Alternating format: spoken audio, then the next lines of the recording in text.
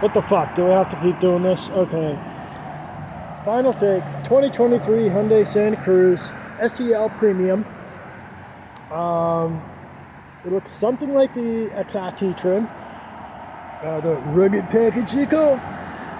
It's not really off-road worthy. I'll agree with that guy 100%. This is kind of response to his video. But you know, I did get the running boards, water flares, all that shit. And you can kind of see what I keep in the back.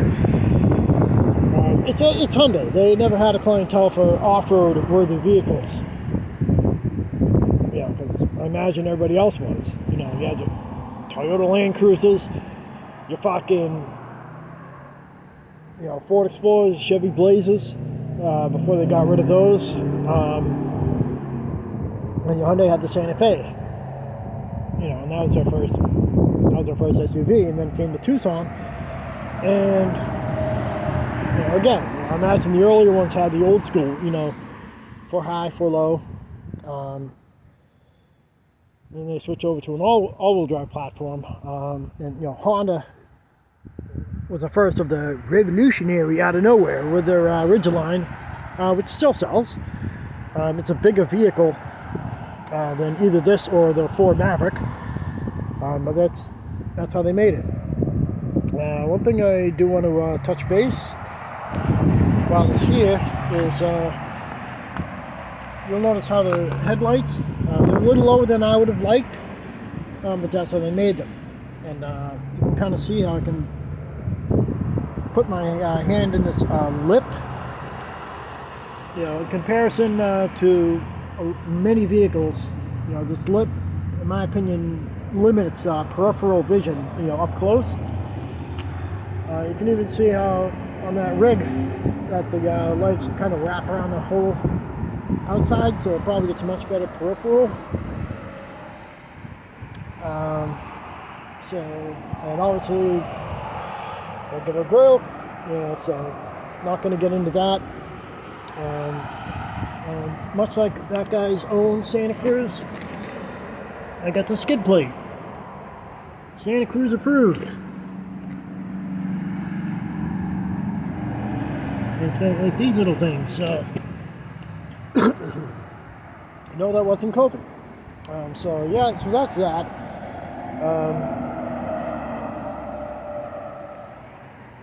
Yeah, but I will say one thing as far as the running boards go. I know he said it is true that they reduce, you know, your ground clearance, and that's very, very true. It's not a big vehicle like a Tacoma or a F-150 or a Colorado, which is what I used to have. And you know, why would they put running boards? Blah blah blah blah blah. And the guy was saying, you know, his sister is short, can get in, blah blah blah. He's a big dude. He looked like a big dude. And obviously with the door shut, you know, I can put my foot on there and do this. Now the only time, you know, I would do that is I'm going to open the door, kind of do that, and move the CB radio antenna. You know, if I have to bring it in for service, which I will Tuesday for a potential transmission issue. Again, the way they made these vehicles, you never know. It did kind of have a sluggish, it did kind of move sluggishly while I had a weak start. Only when I had that weak start did it do that. So now onward to my purpose for these running boards. These are a sacrificial 2-inch lift. As you can see, they're about 2 inches top to bottom. And here's the rest of my Santa Cruz, blah blah blah. You know, this is an 8-inch coffee cup next to my hand for reference. My hand's about 7.5 inches. So when he said 8.7 maximum, it's actually minimum, or 8.6, whatever. So you can kind of see how the coffee cup barely fits under these. and it'll probably be a bit of a tight fit in the front because these do sit a little low in the front. I mean, the pavement's curved. So you get my point. So that's how they built the vehicle. I haven't made any decisions whether I'm going to lift it or not. That's another video in of itself. You can kind of see the purpose I utilize running boards for. And when I took this on Peter's Mill Run, you know, because I'm a village idiot, they served a purpose by sacrificing themselves, the running boards, so I didn't damage a huge amount of the undercarriage. But that's what insurance is for. Hopefully he sees this video and watches my playlist on that, because that was scary as fucking, but it was also fun. Anyhow, I'm not gonna nitpick about, you know, what he was talking about, but you know, that's fine, that's his opinion.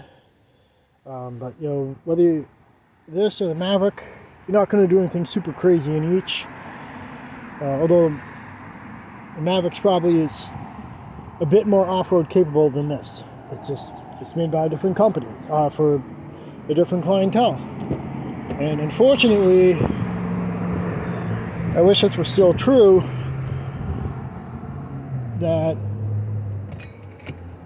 these vehicles were actually kept true to their word for affordable for the masses.